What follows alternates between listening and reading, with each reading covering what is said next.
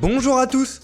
On commence ce tour de la presse sportive en France avec la une journal L'Équipe. Et c'est plutôt une bonne nouvelle qui concerne l'Olympique de Marseille. En effet, hier, le club phocéen a eu la réponse de l'UEFA concernant le fair play financier. Pour le quotidien national, l'OM est soulagé, mais car l'OM va bien pouvoir disputer la Ligue des Champions la saison prochaine après sa deuxième place acquise cette année en Ligue 1, mais le club de Jacques-Henri Hérault ne s'en sort pas non plus indemne. En effet, l'UEFA a tout de même infligé une amende de 3 millions d'euros et une retenue de 15% sur ses recettes européennes pour les 2 prochaines saisons.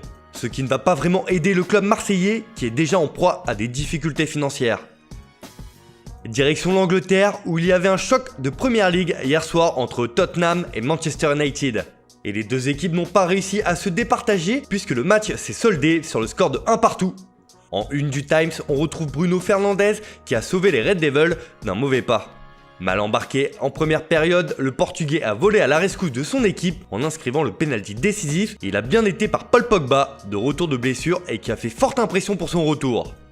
Toujours outre-Manche, Pep Guardiola fait la une du Daily Mirror. Le coach de Manchester City n'est pas serein quant à la fin de saison de la Première Ligue. En effet, le coach espagnol redoute des blessures pour ses joueurs après plus de 3 mois sans jouer. Le Catalan le clame haut et fort, nous ne sommes pas vraiment prêts. Contrairement à la Bundesliga, les clubs anglais ont eu moins de temps pour se préparer au retour à la compétition et cela inquiète grandement Pep Guardiola qui estime que son équipe est mal préparée. Direction l'Espagne où là aussi on jouait hier soir. Et le FC Barcelone a laissé passer une énorme occasion de prendre le large en tête de la Liga. En effet, les Blaugrana ont concédé le match nul 0-0 face au Séville FC. Pour le quotidien sport, les Barcelonais ont été freinés par un bon Séville qui a su déjouer les plans de Messi et consorts. Le Barça a dominé, mais ils n'ont pas eu d'occasion claire de but et maintenant Madrid peut les rattraper au classement. Un faux pas qui fait le bonheur de la presse madrilène et surtout qui arrange le Real Madrid donc. Pour Marca, la Liga est dans le rouge. Avec ce résultat décevant du Barça, Madrid ne dépend que de lui-même et a désormais son avenir entre ses mains.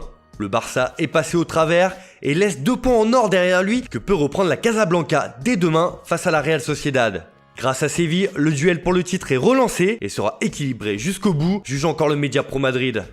De son côté, le journal AS reprend sur sa une la déclaration de Gérard Piqué qui a exprimé sa frustration après la rencontre. Il sera difficile de gagner cette Liga. En effet, rien ne sera facile pour le Barça et cela fait les affaires du Real. Mais cette déclaration est clairement un message du défenseur aux arbitres pour la suite de la compétition, estime l'autre journal de Madrid. Le Barça est dos au mur et sent le souffle du Real dans son cou. La fin de saison en Liga s'annonce passionnante entre les deux mastodontes espagnols.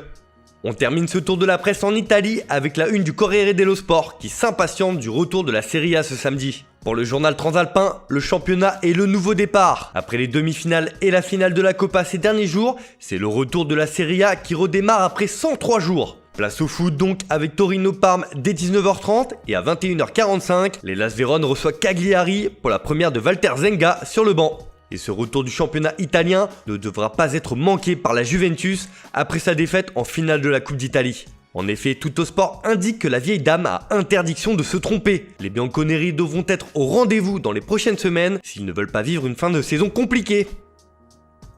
Voilà, c'est tout pour aujourd'hui. Merci de votre fidélité. On se retrouve dès demain pour une nouvelle revue de presse sur Foot Mercato.